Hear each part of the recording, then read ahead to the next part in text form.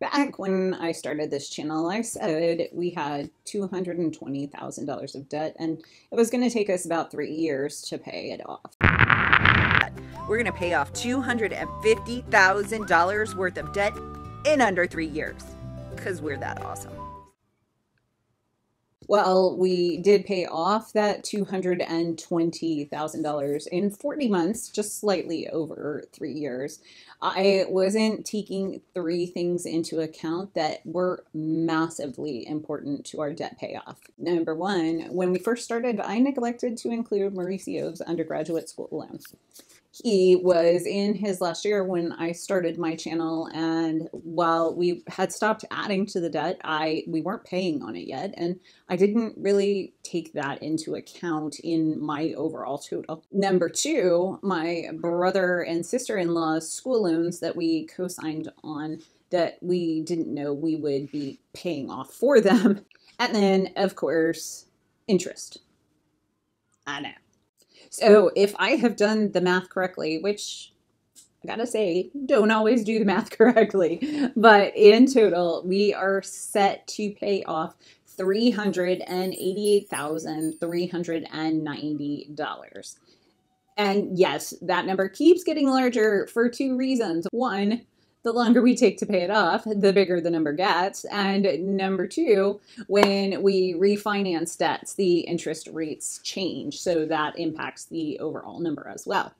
So the total we have paid off to date is $245,828, which is pretty freaking amazing. Until you start comparing year to year. So let's take a walk down memory lane. And we started this whole process back in April of 2016. And that first year we were kind of struggling a bit. Mauricio was taking odd jobs to pay the bills and going to school full time. So in 2016, we paid off $43,757 worth of debt. And in 2017, the following year, we paid off $64,793 worth of debt. 2018, we paid off $79,681. Now, that is the biggest number in this whole thing. We really pushed it to pay off that amount. And the following year, we had ramifications from that because I have said all along, if we cut down to bare bones, we struggle immediately after. It's kind of like the binge diet is what I always equate it to. If you cut absolutely everything out, when you stop, you go off the chain. And legitimately in 2019, we did, because in 34 months, those first 34 months, we had paid off a total of $188,231. And that's pretty amazing. So in 2019, we paid off a whopping $30,574. And 2020 is looking to be on par with 2019. And to date, we have paid off $27,000.77. So over the last 2 years, we've paid off just over, well, by the time this year is over, about $60,000. And the year before the last 2 years, in 2018, we paid off $20,000 more than that in 1 year. So over the last 2 years, we have definitely lost momentum. And looking back on it, I know exactly what happened. We never actually increased our minimum mandatories on the debts we have left. So back in 2016, we had 9 debts total and huge minimum payments. And I don't remember exactly how much our minimum payments were. I could probably go back and watch a video about it, but I'm not going to. But I vaguely remember them being around $4,500 a month. Yeah, that's a lot. But mind you, those weren't the actual like minimum payments. Those were our self-imposed minimum mandatory, the amount I had drafted with the bank for each debt payment. And we did that to kind of force ourselves into making those payments. And so we got into thinking about it. And if we forced ourselves back then to make those payments because we know how we operate, we should probably do that again. So that's what we're doing now. We're forcing ourselves to make bigger debt payments. So right now, our actual minimum payments, we're paying on 2 loans. Our actual minimum payment on the Navy Federal Credit Union loan that was formerly the USAA loan, that loan, the minimum payment is $1,047. And we will start paying $2,000 a month on that. And then our other loan was formerly Sallie Mae, and that is the loan we co-signed on. And so we moved it over into our name because Sallie Mae is kind of a pain in the butt. And so we moved that all over into a loan with significantly better interest rates. And our plan is we plan to pay that off as quickly as possible. But our minimum payment on that loan is it's like $16.49 or so. And I have also set that one at $2,000 a month because right now with Melina and schooling and all of that and having to pay, just under $1,500 a month for Melina for, the school situation that we have going on, that's really the most we can commit to right now. So in December, I'm upping our mandatories to start.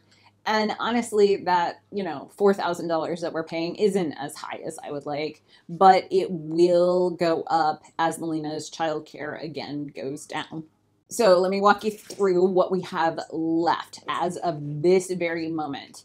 We have 4 debts, assuming we make 0 changes, which is, by the way, not the plan. We're like all re-energized to pay the rest of our debt off quickly. So I expect changes coming fairly quickly, hopefully as soon as the schooling situation shakes itself out. But if nothing were to change at all, we have the former USAA Navy Federal Credit Union loan, and that is at $18,228 with a projected payoff date of August 2021. The second one we have is also Navy Federal Credit Union, which we moved over from Sallie Mae, and that is my brother-in-law and sister-in-law's school loans that we're paying off for them, the ones we co-signed on. And that is $48,749 with a projected payoff date of May 2020. The third debt we have is a personal loan for $19,625 with a projected payoff date of October 2022. And we're not actually paying anything on that. Should we, finish our debt payoff early, then we'll jump right into it, or we may wrap that up in the sale of this house. And the fourth thing that we have to pay off is Mauricio's school loan, which is $53,276.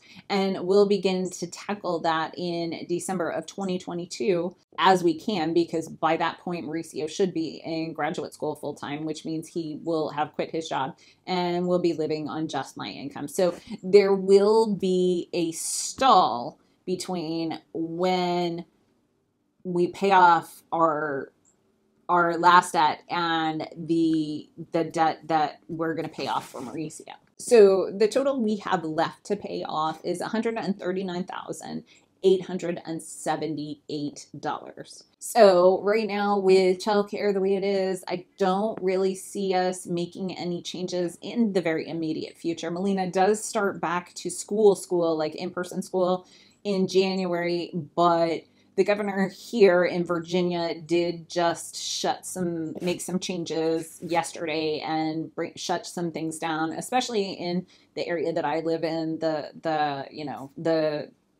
illness that shall not be named on YouTube, or YouTube demonetizes your video or puts it in video purgatory. That is really big here. Lots of people are sick. Lots and lots of people.